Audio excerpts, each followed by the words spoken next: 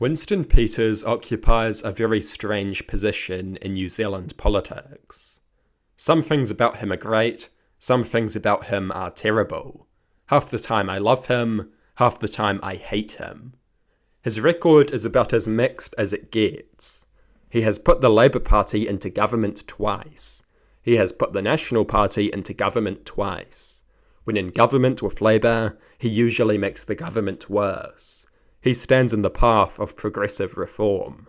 He has repeatedly bragged about stopping the left from doing anything bold. When in government with National, he usually makes the government better. Just look at the current coalition.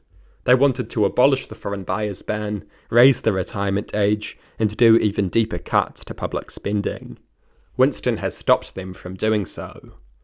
Minimum wage increases and government condemnation of Israel may also be largely due to Winston.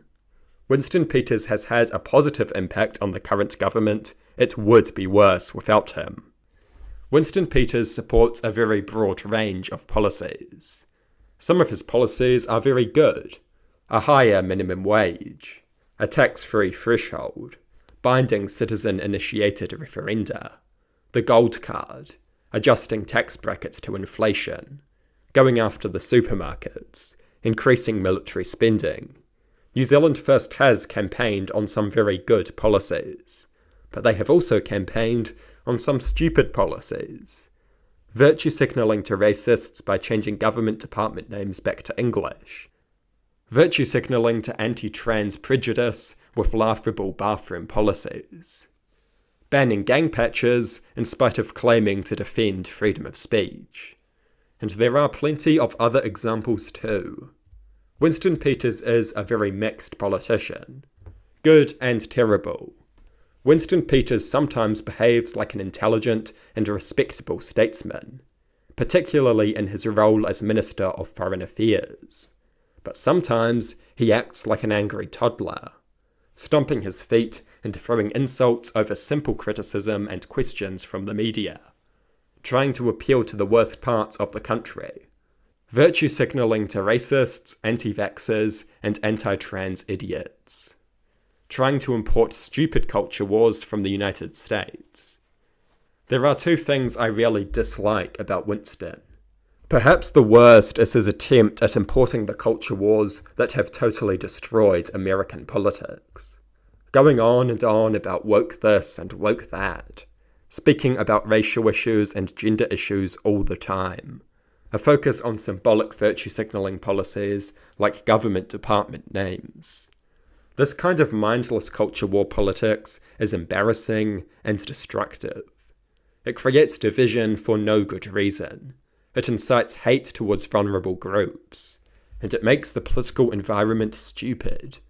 Constantly using terms like woke just makes Parliament a less serious place. It is copy and pasted nonsense from the United States, and we do not want to go down the path of the United States. It is a path of division and hate.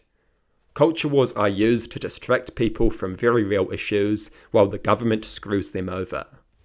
Get the people fighting about nonsense and they won't notice when you stomp on them. It is very bad.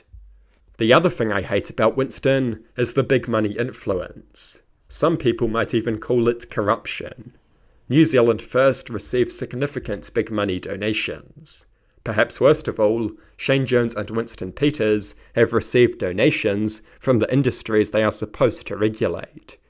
Shane Jones is Minister of Fishing and has received money from the fishing industry. Of course, conveniently, he cut numerous regulations on the fishing industry. Winston Peters is Minister of Racing and has received money from the racing industry. Many view this behaviour as corrupt. In my view, this kind of behaviour is utterly unacceptable.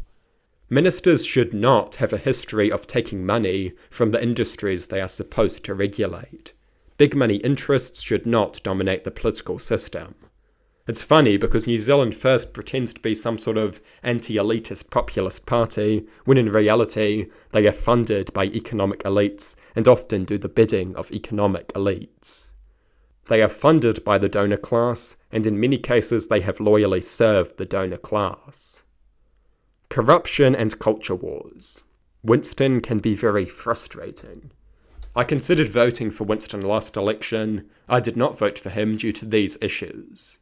I cannot vote for someone who wants to import the mindless culture wars that have rotten American politics to the core. These culture wars have removed all substance from American politics. And I cannot vote for donor-serving stooges. Winston Peters and his party have a mixed record. I do think they have gotten worse. Desperation and inspiration from overseas has made them worse, as has their efforts to recruit conspiracy theorists and other morons. New Zealand First is good in some ways. As I have said many times, I am pleased they are in government. But ultimately this country deserves better, much better. We can do better. New Zealand First is not as good as it gets. Not even close.